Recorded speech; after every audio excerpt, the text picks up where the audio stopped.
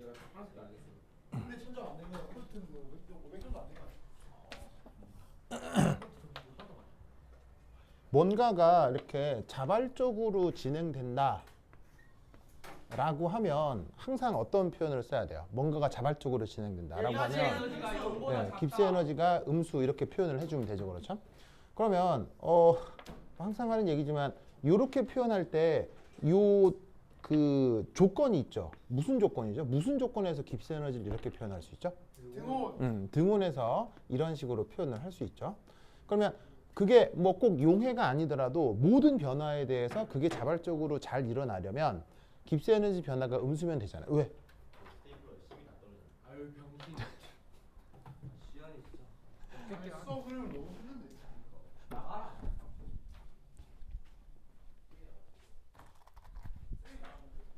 쌤 보고 말고 맞네. 쌤 보고 말고 맞네. 네. 네, 잠시만. 왜요? 오늘 수업 이거 여기랑 여기까지 써야 될까요? 네, 다 써도 돼요. 거기에 그러면 앞에 제가 수업 필기를 안 해가지고 앞에서 여기다가 적어야 되니까 어디까지 써야 될까요? 이거 뒤에 다 써도 돼요. 이 부분은 우리 안 나가거든요. 아무 때나 아니 그게 아니라 궁금해서 제 말은 앞에 수업을 제가 여기 앞에부터 여기 지금 채워야 된다고요. 그러니까 뒤에서부터 지금 할 건데 아이가 어디까지 써도 얼마 정도 필요할까요? 모르겠네. 아예 대충요. 3장이요? 회장? 네. 자, 보자. 자, 그래서 어떤 자발적 변화에서는 깁스 에너지 변화가 음수라고 했죠. 그렇죠? 그럼 그거를 뭔가 녹아 들어가는 용해 과정에 대해서도 똑같게 적용을 할 수 있다는 얘기죠. 그래서 등온 과정에서 깁스 에너지 변화는 델타 H 빼기 T 델타 S죠. 자, 그럼 이때 부등호 넘기면 얘를 필요 충분 조건으로 이런 식으로 바꿀 수가 있다고요. 그래서 이거를 사실은 부르는 이름이 있어요. 이걸 이제 뭐라고 부르냐면 클라우지우스 인이퀄러티라고 해요. 그래서 이제 클라우지우스는 물리학자 이름이고 인이퀄리티가 뭐예요? 부등식을 인이퀄리티라고 하거든요.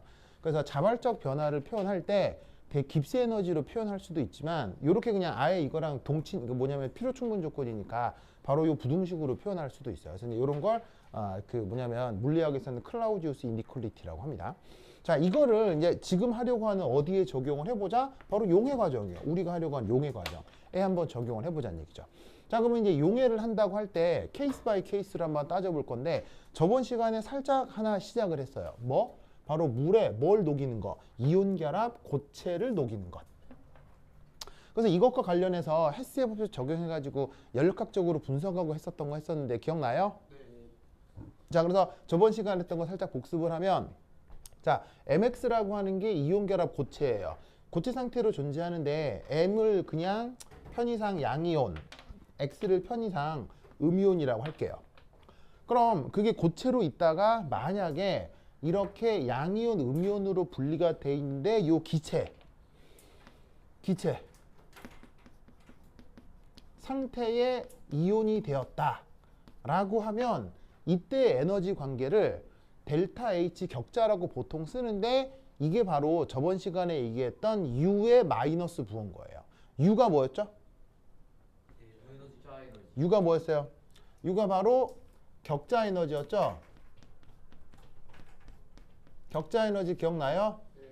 그래서 격자 에너지가 보통 이제 물리학에서는 기체가 고체가 되는 걸 격자 에너지로 정해요. 무슨 말이겠죠? 요 기체가 고체가 되는 걸. 그런데 책에 따라서는 고체가 기체가 되는 걸 격자 에너지로 표현하는 책들도 있어요. 그래서 그걸 이런 식으로 표현을 해봤어요. 알겠죠? 네.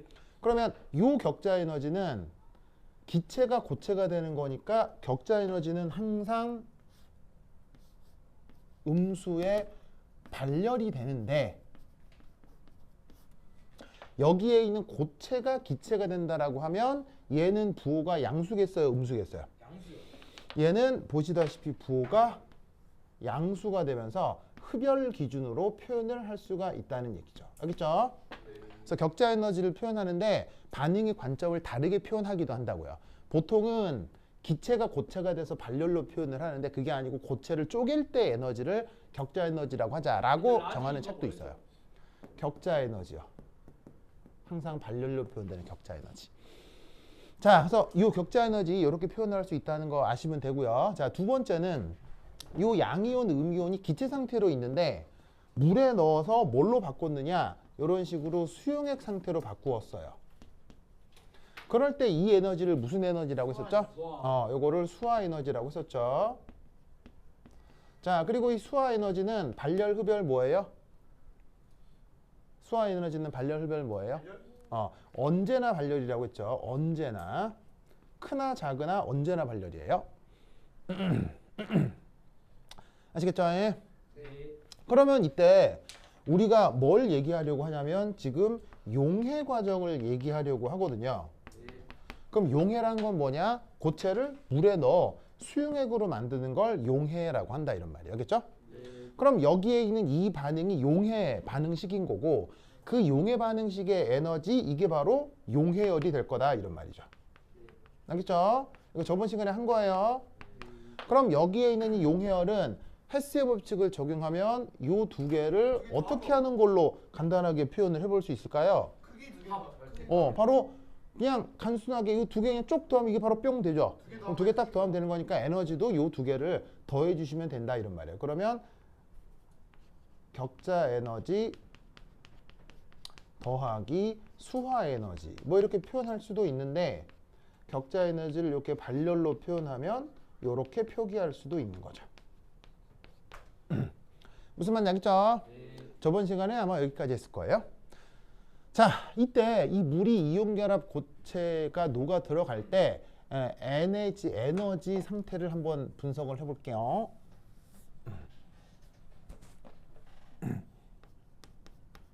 자, 첫 번째 1. 델타 H 용해 이게 짜잔 아니 짜잔 요렇게 된다고 생각합시다. 자, 이건 발열, 흡열 뭐예요? 흡열이죠. 흡열. 그리고 이 흡열이 보통 흔합니다. 용의 에너지는 흡열이. 네, 그래서 용해 엔탈피는 보통 흡열인 경우가 많습니다. 알겠죠? 흡열이 많습니다. 그런 거 아니에요? 항상 그렇진 않다고 했었죠. 자, 그러면 이게 흡열이면 우리는 여기서 어떤 생각을 할 수 있느냐? 이거의 부호가 뭐가 된다는 얘기예요? 이게 양수가 된다는 얘기죠? 그럼 이게 양수가 되는 거기 때문에 얘를 다시 쓰면 얘는 격자 에너지 크기에 수화 에너지 크기에 빼기 이렇게 표현해도 상관없는 거죠. 저렇게 표현해도 되는 거 알겠죠? 왜냐면 이게 부호가 좀 독특하거든요. 보시다시피 요거 부호가 마이너스고 얘도 부호가 마이너스인데 얘를 이렇게 쓰면 얘는 또 부호가 플러스고 뭐 그러다 보니까 되게 헷갈려요. 헷갈려서 그냥 격자 에너지 크기에서 수화 에너지 크기를 뺀 거라고 해도 상관없는 거죠. 그렇죠? 그럼 이 경우는 흡열이 되면 어떻게 되는 거예요? 요거하고 요거를 비교했을 때 이렇게 되는 거죠. 그래서 이제 이건 뭐냐면 수화에 비해 격자 에너지가 큰 경우예요.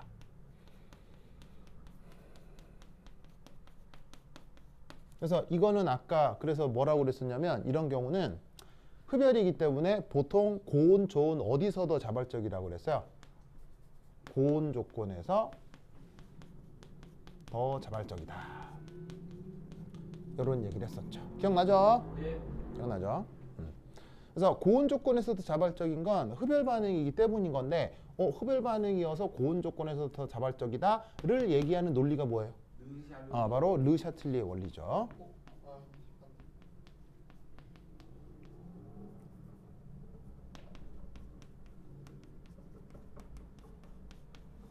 자, 그런데 이 용해 과정이 이게 어떻게 되느냐? 요렇게 가끔 흡열이 되는 경우도 있어요. 알겠죠? 흡열. 가끔 발열이 되는 경우도 있어요. 네. 그럼 이거는 어느 쪽이 더 컸다는 얘기예요? 수화열이 더 컸다는 얘기겠죠? 선생님 저희 위에 가끔이야 적혀져 있는 거 맞죠? 네, 가끔. 그래서 용해 과정, 이온결합 물질의 용해 과정이 발열이 되는 건 경우의 수가 많지는 않아요. 좀 상대적으로 적어요. 그래서 가끔이라고 쓴 거고. 그럼 이건 뭐냐면 어떻게 해석을 할 수 있냐면 격자 에너지가 그 생각보다 작다.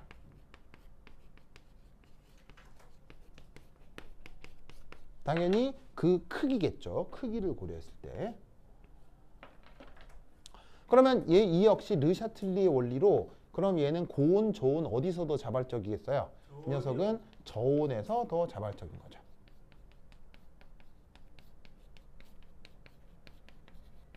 그래서 저번 시간까지 이 얘기를 했었는데 근데 어떤 변화가 자발적이다라는 표현을 쓰려면 요 르샤틀리의 원리도 뭐 나쁜 건 아니지만 사실은 더 좋은 논리가 뭐예요? 요거죠.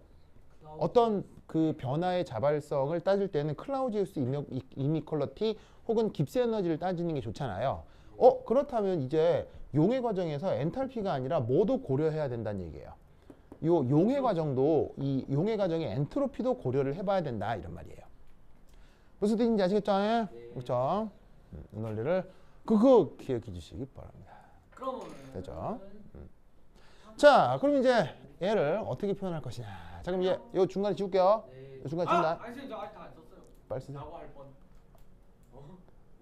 자, 다 썼죠? 자, 중간에 지운다. 요 중간에 지울게요. 네. 중간에 지운다. 그런 식으로 말하지 지운다. 마세요. 이에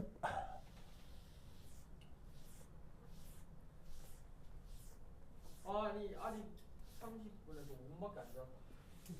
아 너무 화난다. 쉬는 시간에 자, 다음 3.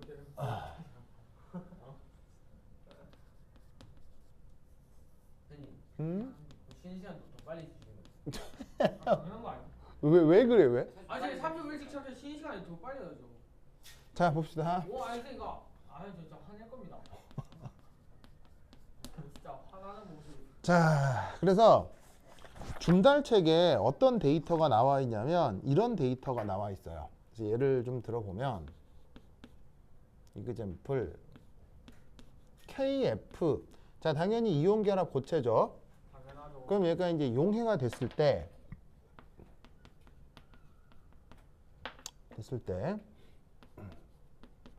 이제 물에 들어가면 이렇게 수용액이 될 거 아니에요? 그럴 때 여기서 델타 S 엔트로피 용해 과정의 엔트로피를 실제로 구해봤어요. 구해봤더니 이렇게 되더라 이런 말이에요. 얘는 플러스 75 줄 켈빈 몰. 포트랑 430점.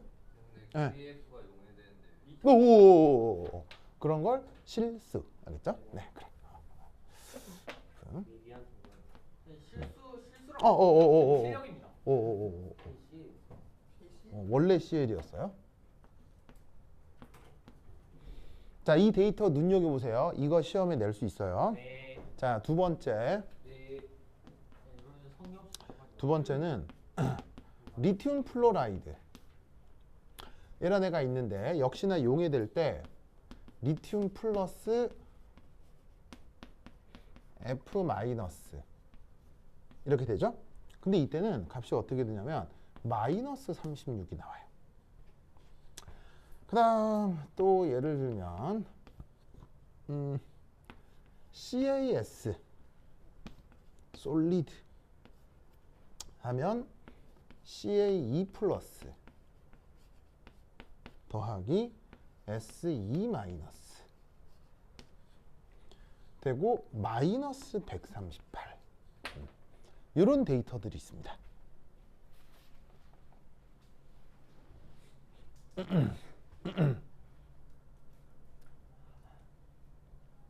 자, 잘 쓰고 있어요? 네. 자, 저 데이터는 학교 선생님 교재로 쓰는 준달책에 나오는 데이터 그대로거든요. 네. 그러니까 저거를 분석해서 서술하라는 문제 낼 수 있어요. 알겠죠? 네. 그리고 내 기억에 냈던 기억이 있어요. 내가 지금 그 기출 문제를 못 찾아서 그런데 저거 분석하라는 문제를 낸 적도 있어요. 알겠죠? 네. 자, 언제는 플러스고 언제는 마이너스죠. 네. 그러니까 당연히 할 얘기가 있겠어 없겠어요? 할 얘기가 있겠죠. 아직 다 안 썼어요. 여기는 다 썼을 거 아니에요.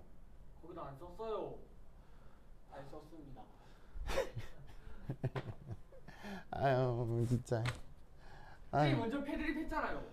뭐가 한정이 다음 주부터요. 내가 언제 그럴 것 같아요. 자 여기 지금 나. 이번 주에 오늘도 할수 있을 것 같은데. 네, 아니 그 뭐냐면 빨리 하면. 빨리빨리 하면은 나가죠. 그러니까 여러분들이 협조를 해. 네 여러분들이 나만 좀 쉬는 시간 주세요 빨리. 협조하겠습니다. 괴롭히지 않으면. 쉬는 시간 주세요. 자 봅시다. 우선 첫 번째 할 겁니다. 어쨌거나 이 중요한 거는 누구는 플러스고 누구는 마이너스죠. 근데 이때 어떻게 되냐면 이 플러스가 이게 보통 일어나는 일이에요. 이게 보통 일어나는 아니 일. 근데 왜 마이너스가 두 개죠? 그 마이너스가 특별한 경우에 대한 설명을 해야 되기 때문에 그래요. 자, 그래서 우선 첫 번째 1 이겁니다. 1. 이게 이온 고체는 이 정교하게 정돈된 상태이기 때문에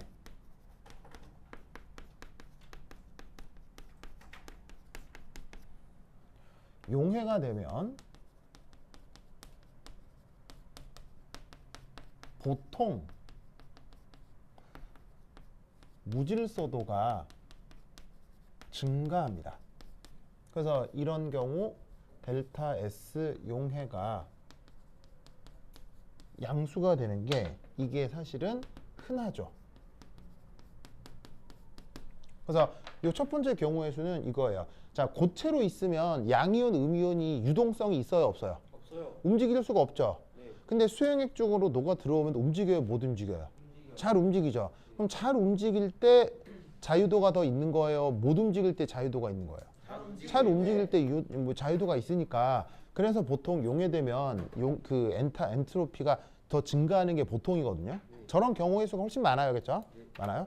그런데 이제 시험은 뭐가 나오냐는 얘기예요. 바로 이렇게 특별히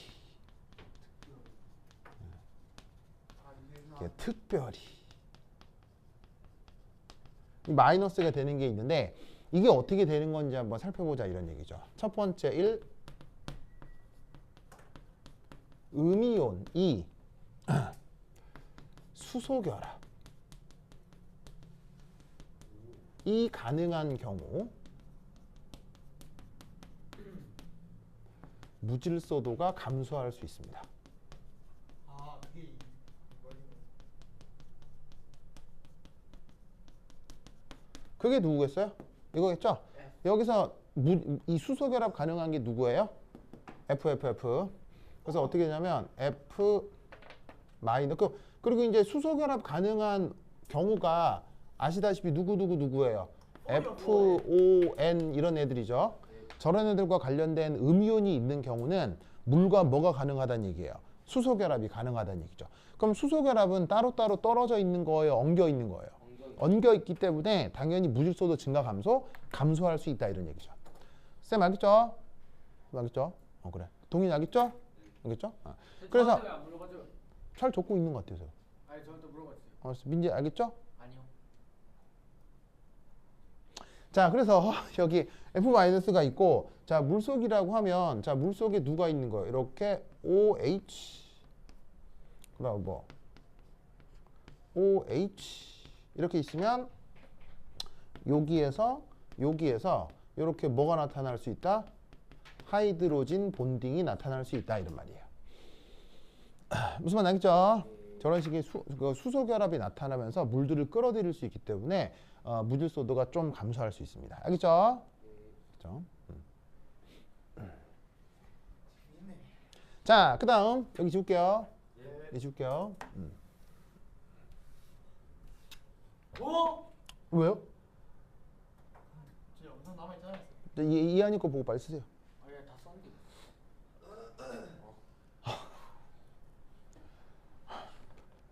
쌤 먼저 패드립 했잖아요. 말도 안 오늘 돼. 하루 종일 복수할 겁니다. 무슨 말도 안 되네. 오늘 하루 종일 복수할 겁니다. 무슨 말도 안 돼. 빨리 합시다. 자, 그 다음 세 번째. 네 번째.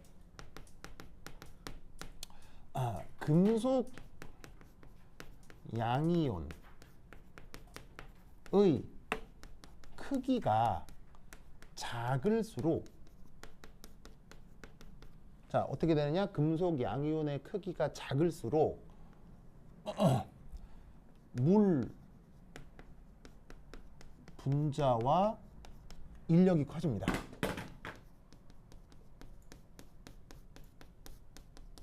그리고 수화를 잘합니다.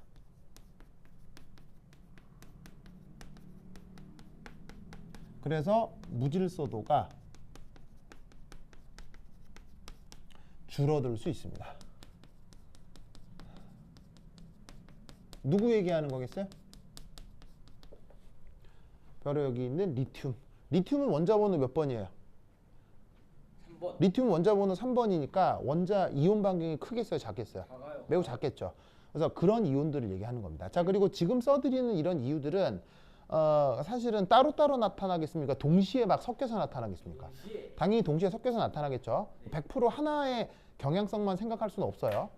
그러니까 보통은 그냥 증가하는 게 이건데, 그 엔트로피가 증가하는데 감소할 경우 이런 요소들이 있겠구나 이렇게 말을 붙이면 되는 거라고. 알겠죠? 네. 자, 그러면 이때 여기서 자, 여기 수소결합 여기는 지워도 되겠죠? 네. 저기 지워도 되겠죠? 이야. 자, 그러면 어떻게 되냐면 저기에 있는 리튬. 이거? 아니냐 또 옆으로. 자, 얘는 5번 잘 많이. 이온 반경이 작은 편이죠. 왜냐하면 원자 번호가 되게 작으니까요. 그럼 이럴 때 주변에 누가 이렇게 이제 물 분자, 여기 이제 물 분자 이렇게 오면, 자, 산소는 델타 마이너스죠. 산소는 델타 마이너스죠. 그럼 어떻게 되냐면 요 둘 사이가 원자 반경이 작으니까 리튬이 거리가 가까운 거예요. 그러면 가까우면 요 사이에 인력이 크겠어요, 인력이 작겠어요? 인력이 강하다. 크게 나타난다, 강하다 이런 얘기인 거예요. 그래서 이온 반경이 작은 양이온은 주변의 물 분자를 강하게 끌어들이기 때문에 무질소도가 또 푹 줄어들 수 있어요. 무슨 말인지 알겠죠? 네. 그래서 이그젠플 2에 있는 리튬 플로라이드는 얘는 수소 결합, 얘는 이온 반경이 작아서 그게 복합적으로다가 엔트로피가 감소했다. 이렇게 표현할 수 있는 거죠. 알겠죠? 됐죠? 적용된 거예요. 네, 둘 다 적용된 거죠, 지금은. 근데 뭐 얼마의 비율로 더 적용됐다 그건 알 수가 없고요. 두 효과를 다 설명할 수 있는 거죠. 근데 이온 반경이 작으면 왜 인력이 커져요? 거리가 가까우니까요. 이온 반경 작으면 그냥 거리가 가까워져요. 지금까지 예를 들면 농구공 두 개 사이 거리가 가까워요. 탁구공 두 개 사이 거리가 가까워요. 그 정도로 차이 나. 네, 그냥 그거예요. 실제로 배율은 그거보다 더 차이 나지 않아요? 뭐 보통 그 정도? 네, 뭐 하여튼. 네. 아시죠? 자, 그다음 네 번째. 자, 네 번째는 나 싫어하는 거 같아. 2 플러스 약간 싫어할 만할 것 같습니다. 예민호. 이러니까 3 플러스 이러니까 싫어하지. 나 쌤한테 빈대 판적. 금속 양이온 내가 싫어. 예민. 는 어떻게 된다? 물과 수화를 매우 잘합니다. 와. 2 플러스 3 플러스 금속 양이온. 그러면 누구 얘기하는 거겠어? 2 플러스 3 플러스 금속 양이온은 얘 얘기하는 거겠죠? 얘 얘기하는 거겠죠? 그래서 어떻게 되냐면 매우 잘 하고, 그래서 어떻게 되냐면 격자 에너지란다. 수화 에너지 크기가 아주 큽니다.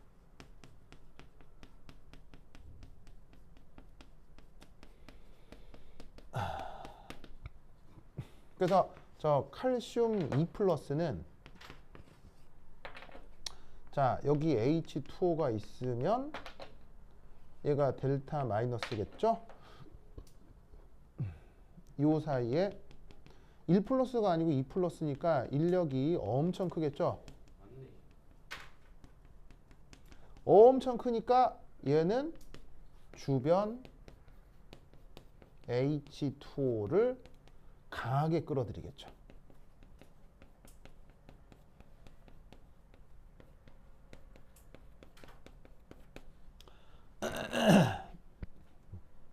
주변 H2O를 강하게 끌어들이겠죠. 무슨 말 알겠죠? 네. 저거 기억해 두시면 되겠습니다. 그래서 이그젠플 3번은 저 칼슘 2 플러스의 성격 때문에 저렇게 됐다라고 생각해도 되겠어요. 아시겠죠? 네. 이 논리를 알아두시면 되겠습니다. 선생님. 네. 그럼 음이온은 거의 다 비슷한가요? 네, 그리고 황 E-도 어떻게 되겠어요? 또 마찬가지로 굉장히 또 같은 효과가 나타납니다. 그래서 우선 쓰세요. 자, 쓰세요. 자, 그럼 3GO 되겠어요? 네. 위에 3GO 되겠어요? 근데 이거 음이온은 H2를 끌어당기나? 네, 마찬가지입니다. 아니 그 3이 아니라 4 아니었어요? 네, 그다음 3 지우고 아니 4라니까요. 이게 4. 그다음 5. 아니 순서가 안 맞네. 1, 2, 3, 4. 그럼 5. 이게 5. 아니 이게 5여야 된다니까. 왜? 아니 쌤 아니 한번 무슨 맞는데? 이 장갑이 무슨 거? 아니다. 뭘요? 1, 음. 2, 음. 3, 음. 4. 음. 이게 어? 5요. 이게 뭐예요? 근속 양이온. 이 똑같은 걸 두 번 썼어요?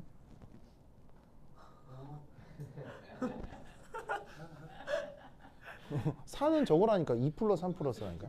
왜 똑같은 걸 두 번 썼어요? 아니 이건 초등학교를 제대로 못 나오는 거 아니에요? 유치원때 크게 나잖아. 그렇죠. 예. 유치원 선생님의 잘못인가요? 아. 빨리 와요. 쌤이 또 놀렸잖아요. 아, 뭐 이게 뭐 돌린 거예요? 어서 하세요 빨리. 빨리 하세요. 아우 진짜. 쌤. 아우 진짜. 아 여기 창원과학고에 얘보다 쌈 잘하는 애 없어요? 없어요. 걔한테 사주해가지고 얘 좀 어디 끌고 가서 좀 때려주면 안 돼요? 된다. 야. 아 진짜. 대원이. 아 정말. 원이도 안 된다. 아 진짜. 소연이. 아 이상하게 또 쌈 붙이지 말고요. 그냥 농담으로 하는 말이니까. 자 봅시다. 자 그다음 5. 그다음 잘 보세요. 보세요. 그다음 2 마이너스 3 마이너스 음이온 역시 어떻게 된다? 4와 동일 효과가 나타납니다. 자 이건 이해하겠죠? 네. 2 마이너스 음이온도 물을 더 강하게 끌어당기겠죠. 당연히 물론 차이가 있다면 음이온은 산소를 끌어당기겠어요. 누굴 끌어당기겠어요? 수소를 끌어당기겠죠. 수소가 플러스 테니까. 아시겠죠? 그렇죠? 그 다음 여기서도 약간 일어날 수 있는 효과는 이게 있어요. 뭐가 있냐면 가수분해가 가능한 음이온에서 무질소도가 감소할 수도 있어요.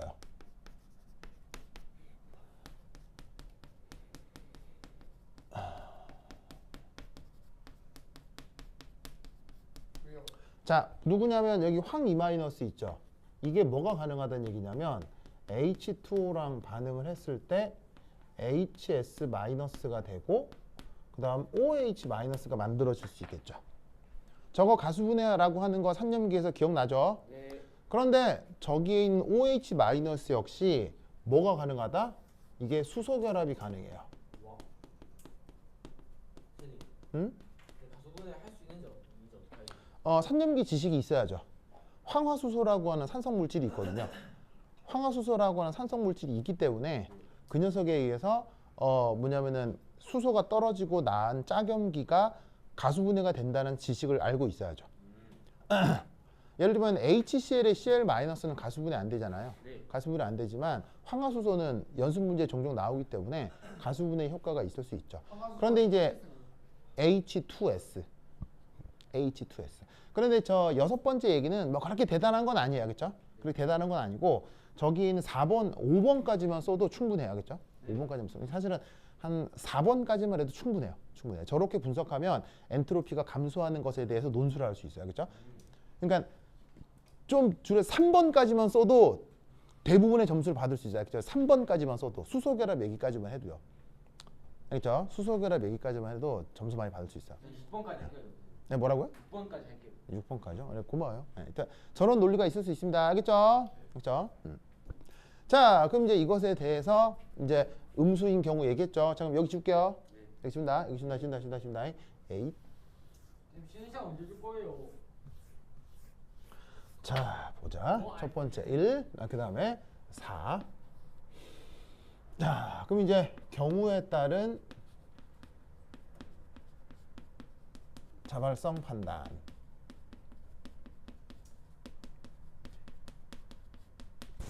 이게 학교 기출문제로 나왔어요. 그게 오늘 드릴 테스트 5에 있는 문제고요. 알겠죠? 네. 자, 케이스 1. 벌써 5까지 나왔어? 자, 케이스 1. 자, 짜잔. 용해 엔탈피 양수. 그 다음에 용해 엔트로피 증가. 자, 이런 경우 언제 자발적이겠어요? 자, 양수니까 발열 흡열 뭐예요? 발열 흡열 뭐예요? 제가 했던 거 같아요. 흡열이죠. 네. 자, 내 수업 시간에는 예전에 했어요. 근데 학교 시험에도 나올 거니까는 얘기를 한 거예요. 학교에서 예. 했던 거 같아요. 당연히 학교에서 했을 것 같아요. 필기 보니까 있더라고. 자, 흡열이고 무질소도 증가다. 그러면 여기에 보시다시피 클라우지우스 이노퀄리티 있죠? 여기에 적용하면 용해 엔탈피가 이쪽으로 나뉘어질 거고, 그럼 이때는 온도를 어떻게 정하면 되겠어요? 용해 엔탈피를 그때의 용해 엔트로피로 나누어 주면 되겠죠. 맞습니까? 네. 어머니 알겠죠? 네. 알겠죠? 요거 알아두세요. 자, 그 다음. 그러면 이때 이거는 뭐겠어요? 자, 보시다시피 위쪽도 양수고 아래쪽도 양수죠. 네. 그럼 이거는 어떤 양수 값이죠? 네. 그 어떤 양수 값보다 온도 조건이 클 때 자발적으로 녹는다는 얘기 아니에요. 네. 그럼 이 온도를 뭐라고 얘기하는 거예요? 고온 어떤 고온 조건이라고 얘기를 하는 거예요. 그 어떤 고온 조건일 때 지금 용해가 자발적으로 진행된다라고 분석하는 거라고요. 알겠죠? 네. 저렇게 쓰라는 문제가 내가 오늘 풀려고 하는 문제 알겠죠? 네. 저 그대로 나왔어요. 이번 숙제요. 예. 이번 숙제 기출 문제 보면 저게 그대로 나와요. 알겠죠? 네. 싫어요. 자, 두 번째. 자, 두 번째는 뭐냐? 용해 과정이 음수고 엔탈피가 여전히 양수예요. 그래서 무질소도는 증가하는데 보시다시피 엔탈피가 음수인 경우, 이런 경우는 우리가 발열이라고 하죠. 기억나죠? 네. 자, 그러면 얘는 온도 T가 있고, 이때 얘는 어떻게 생각을 할 수가 있냐면,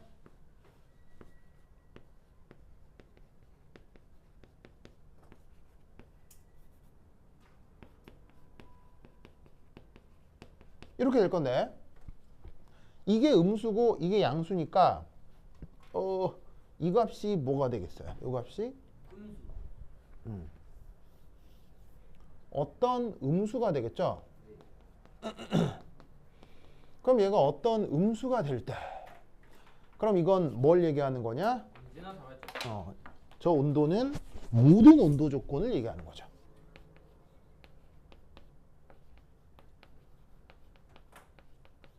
모든 온도 조건에서 항상 자발적인 걸 뜻하는 겁니다. 온도라고 하는 건 절대 온도니까 음수보다는 무조건 클 거 아니에요. 그죠? 자, 그 다음 케이스 3. 자, 케이스 3은 자, 용해가 흡열이고 엔트로피가 증가. 엔트로피가 감소.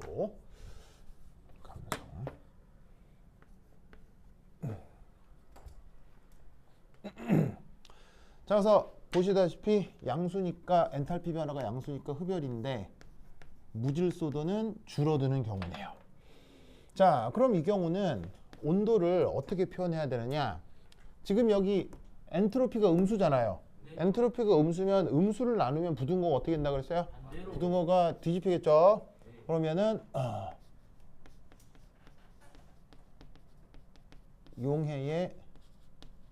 용해인데 보시다시피 위에 건 양수고 밑에 건 음수잖아. 네. 그럼 이거는 양수값이에요, 음수값이에요? 어떤 어떤 음수죠? 네.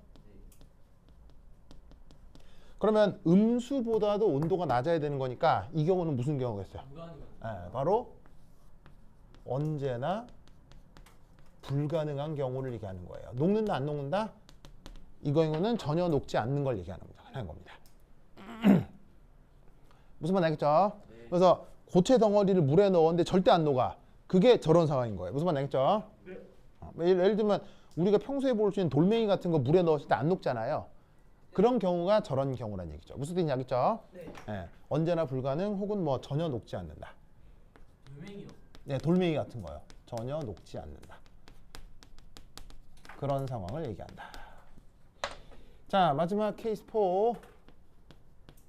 일까지 쉬는 시간인가요? 자, 용해 과정이 발열이고요. 무질소도가 감소합니다. 어떤 저온 조건. 자, 그래서 얘는 보시다시피 발열이겠네요. 자, 그럼 얘는 얘가 엔트로피가 음수니까 엔탈피를 엔트로피로 나누었을 때 요 값이 어떤 양수값이 되죠? 둘 다 음수니까요. 그죠? 그 양수값보다 온도가 작으니까 이럴 때는 어떤 말을 쓰냐면 어떤 저온 조건이라고 말을 쓰는 거죠.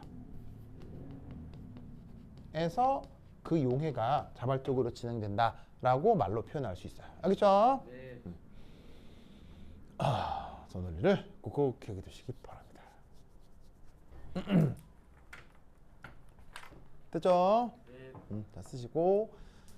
자, 그럼 이제 마지막 여기 지울게요. 네. 지운다. 에이.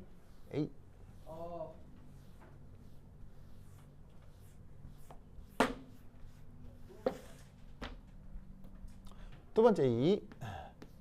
두 번째 이는 액체 용매. 예. 기체 용질의 용해. 예를 들면 뭐 말하는 거냐? 탄산음료 같은 걸 얘기하는 거예요. 맛있겠다. 아시겠죠? 네. 자, 이럴 때 1. 연력학적 분석. 기체 용질이 녹아 들어가는 건 사실은 단순해요. 아까 이온 결합 고체가 물에 녹아 들어갈 때는 발열일 수도 있고 흡열일 수도 있죠. 맞아요? 네. 그리고 엔트로피도 증가할 수도 있고 감소할 수도 있죠. 네. 그래서 결국 총 경우의 수가 4가지였단 말이에요. 무슨 말인지 알겠죠? 네. 풀마, 마이너스, 플러스, 마이너스, 마이너스. 그 4가지죠. 네. 그런데 기체 용질은 경우의 수가 1가지밖에 없어요. 네. 이거 알아야 돼요. 이거 논술하라고 문제 냈어요. 알겠죠? 네. 자, 뭐냐면 연락학적 분석 기체 용질에 대해서는 언제나 엔탈피가 발열이에요. 언제나 발열이에요. 단 하나의 예외 없어요. 이유 크게 중요하지 않아요. 그냥 발열이라는 거 알아두시고 그 다음에 필요하면 문제에서 줄 텐데 왜 발열일까요? 어떤 경우는 없어요? 예, 기체가 녹아 들어가는 건 흡열 절대 없어요. 무조건 발열이에요. 예, 왜냐하면 기체라고 하는 건 물질 사이 거리가 먼 거예요? 물질 사이 거리가 가까운 거예요? 먼 거요. 물질 사이 거리가 먼 거잖아요. 그럼 기체는 기본적으로 그 입장한 인력이 있는 거예요? 없는 거예요? 없어요. 인력이 없는 거죠. 네. 그러면 인력이 없는데 어쨌건 어느 액체에 녹아 들어갔다. 그럼 이 말은 액체에 녹아 들어갔다는 얘기는 액체하고 분자간 거리가 멀어졌다는 얘기예요? 가까워졌다는 얘기예요? 가까워졌다는 얘기네? 네. 그럼 거리가 가까워졌다는 얘기는 무조건 인력이 커진 거예요? 인력이 작아진 거예요? 인력이 커진다. 무조건 인력이 커진 거죠. 무조건 인력이 커지니까 에너지가 안정해지는 거예요. 그래서 기체는 무조건 안정해지는 거예요. 알겠죠? 네. 그러니까 예를 들면 봐봐요. 자, 봐. 인력이 커지면 에너지가 안정해진다. 이건 어디서 배우는 거예요? 물리. 물리 시간에 배우는 거 아니에요. 자, 잘 봐요. 이게 여기가 지면이에요. 지면. 여기 지면이에요. 지면. 여기 이제 물체가 하나 있어요. 네. 물체가 잘 봐요. 지면에서 물체가 자 위에 있을 때 인력이 커요. 아래에 있을 때 인력이 커요. 안에 있을 때요. 아래에 있을 때 인력이 더 크죠. 네. 이럴 때 우리는 위치 에너지가 어디가 더 크다고 해요? 위치 에너지가. 위에 위치 에너지가 크다. 이때 인력 커요, 작아요? 작아요. 작죠. 인력 클 때 위치 에너지 작죠. 네. 그러니까 어떻게 되냐면 위치 에너지가 어떻게 되냐면 인력이 커지면 위치 에너지는 작아지는 거예요. 무슨 말인지 알겠어요? 네. 인력이 커지면 위치 에너지가 작아져. 위치 에너지가 작아지니까 그 차이가 무조건 발열이 되는 거라고요. 무슨 말인지 알겠죠? 물리 시간에 배운 거예요. 네. 민재야. 그게 다 했어요. 그래서 어떻게 된다? 기체가 액체에 녹아 들어가는 건 무조건 뭐라고요? 발열. 무조건 발열. 알겠죠? 무조건 발열. 뭐 하기 때문에? 인력이 증가하기 때문이에요. 네. 없던 인력이 생겨서 그래요.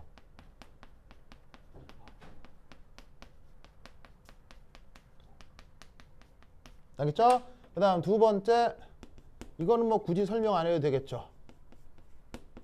델타 엔트로피 증가 감소 뭐겠어요? 감소. 무조건 감소죠. 기체가 없어지는 건 무조건 무질서도 감소해요. 알겠죠? 네. 감소해요. 그럼 결국 얘는 이 자발성 판단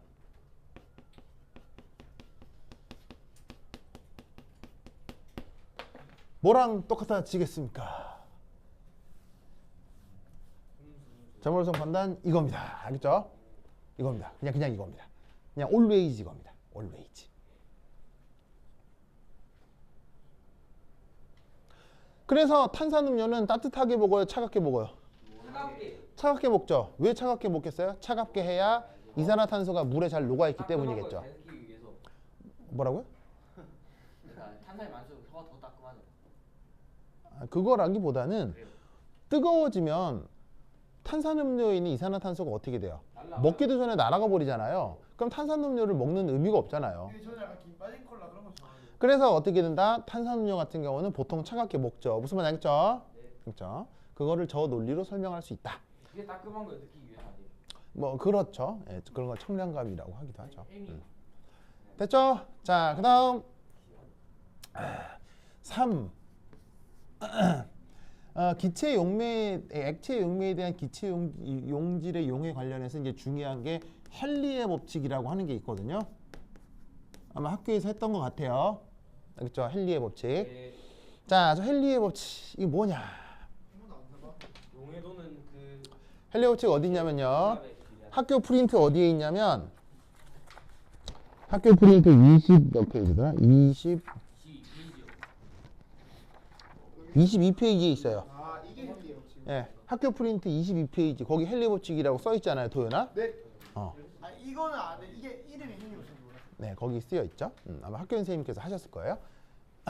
학교 프린트 22페이지 한번 보세요. 거기 헨리 법칙 있죠. 물론 한글로 쓰여 있지만, 저희 반에서 제대로 안 한 것 같은데. 아 그래요? 이거 언급조차도 안 했어요. 아 그런가요? 너무. 근데 거기 지원이가 필기를 해놓은 게 있어서 슬쩍 말씀을 드리면, 네, 거기 지원이가 필기 해놨잖아요. 아니 단위 별도다 모를 수 있게. 그게 헨리 법칙이에요. 그게 헨리 법칙이에요. 자, 뭐냐? 헨리의 법칙은 실험 장치가 이겁니다.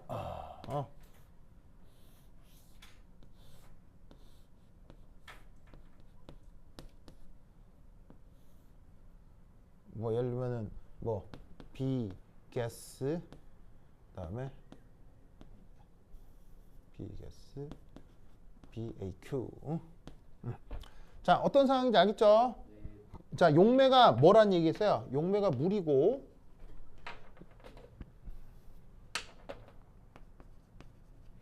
여기에 있는 B가 기체 용질이라고 합시다. 공소. 알겠죠? 그러면 이때 외부에서 P가 뭐겠어요? 외부 압력이겠죠? 근데 왜 이는 자발성 판단해놓고 아무것도 안 적어줬어요? 아 뭐야? 선생님 말로 했잖아. 여기 써 있었잖아. 4번은 똑같은데. 4번이랑 똑같다고 말했잖아. 여기 써 있었잖아. 아까 ITX. 그래서 옆에 써놓은 거 그대로 했었어요. 이 안에 좀 가르쳐줘요. 어떤 거라고 좀 가르쳐줘요. 이거랑 똑같다. 케이스 4. 그거랑 똑같다고요. 왜냐면 저 기체 용해도 같은 경우는 항상 발열의 무질서도 감소기 때문에 아까 앞에서 했던 케이스 4랑 똑같은 상황이라고요. 선생님 신시 안 좋아지고 제가 지금 오락가락 하잖아. 오락가락이 아니라 오랑이 아니라 오랑. 그러네요. 와, 이건 좀 인정이다. 네. 도현 뭐 쳤어요? 내가 뭐 이제 아까 빨리 수업해야 될 거. 내가 뭐 쳤다고 해서 지금 감동받은 거예요? 네, 좀 가는 이제 빨리 수업하셨어. 3 연기를 빨리 나가야 된다고요 지금. 불안해 죽겠어요. 진짜. 선생님 우리 엄청 많이 했잖아요. 아니 방학 때 말고 지금. 나 그때 영상 다 다운로드 받았다. 수업 하나도 안 들어가. 근데 이제 그 반응 속도는 언제요? 반응 속도 해야 되는데 그거 옛날에 나랑 그거 속도론 했었잖아요. 그게 우선 기본이고 거기에 이제 반응 메커니즘이 나올 거예요. 그 반응 메커니즘에서 조금 언급할 게 있는데 그것만 더 하시면 돼요. 저희한테 영상 보여줬던 것처럼 3 연기하고 방학 속도도 다 보내주면 안 돼요? 뭐 그래도 되죠. 그때 엄청 도움이 됐거든요. 근데 그다 볼 거예요? 아니 저희 그때 유기학 다 봤잖아요. 그래요? 아 20개 그러네. 영상 다 봤는데 저희. 아 그러네. 인증까지 했어요. 20개 영상 다 봤어요. 아 그러네. 다 먹으면 그러네. 크기가 다 비싸요. 알았어요. 그럼 네 그거 반응 속도하고 산연기 다시 다 올려놓을게요. 알겠죠? 반응 속도하고 산연기 올려놓을 테니까 봐요. 알겠죠? 네. 그래? 그러면은 아니 저희 학교 프린트 기준으로 한 거. 예? 알았어요. 저번에 유기학처럼. 알았어요. 브로스타지 좀 하고.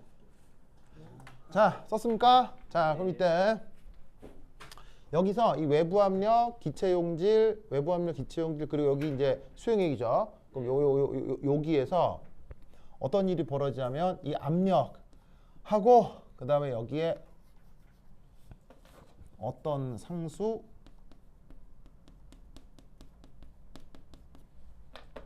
곱하기 B. 자, 이건 뭐냐면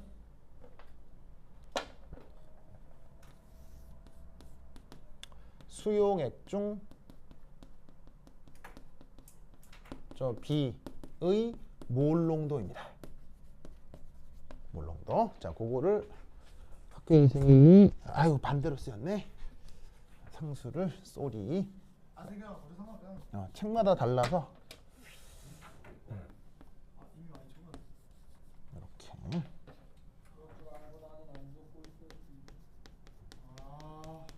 상수를 왼쪽 오른쪽 아무데나 붙여도 상관없거든요. 어차피 상수니까 역수치해도 상수일 거 아니에요. 근데 교재마다 저 표현이 좀 다른데 학교 선생님 교재 그냥 따를게요. 네. 그래서 P가 뭐였어요? P가 외부 압력이었잖아요. 그 외부 압력하고 뭐가 비례한다? 저기 녹아있는 B의 몰농도가 비례한다는 얘기예요. 무슨 말인지 알겠죠? 상수는 뭐 필요한 문제에서 줘요. 근데 주니까 걱정 안 하셔도 되고. 아니네요. 그러니까는 저 상수는 이제 막 예를 들어 뭐 볼트나 이런 것처럼 굉장히 예, 그건 아니고 용매와 온도에 따라 정해집니다.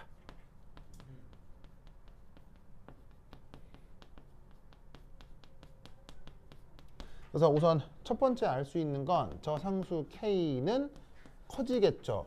자, 온도가 뭐 할 때? 온도가 뭐 할 때 커질까요? 높아질 때. 낮아질 때. 온도가 근데 이한이 쌤이 처음에 썼던 걸로 치면 높으니까.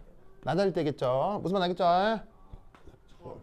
온도가 낮을 때겠죠. 온도가 낮아질 때 용해가 잘 된다는 얘기예요, 안 된다는 얘기예요?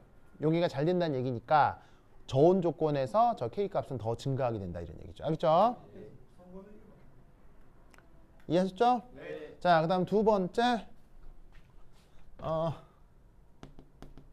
자, 당연히 저 압력이 커질 수 있죠. 당연히 또 이 녹아 있는 몰농도는 언제 커지냐? 압력이 커질수록 커지고 있네요. 당연한 건데 굳이 이유를 쓰자면 이거네요.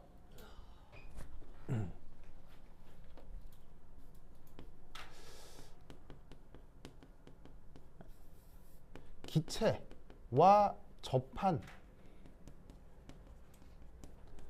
액체 경계면의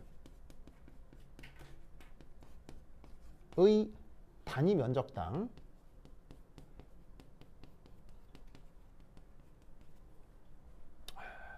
기체 분자수가 많아지면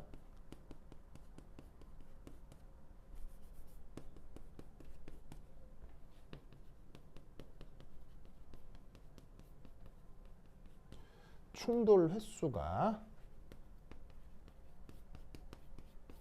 따라서 같이 커진다 라고 해석을 할 수 있겠네요. 무슨 말씀인지 아시겠죠? 네. 고압 조건이라는 건 그만큼 좁은 면적의 기체의 분자가 더 많다는 얘기죠. 친구들 회수요. 회수예요? 횟수예요?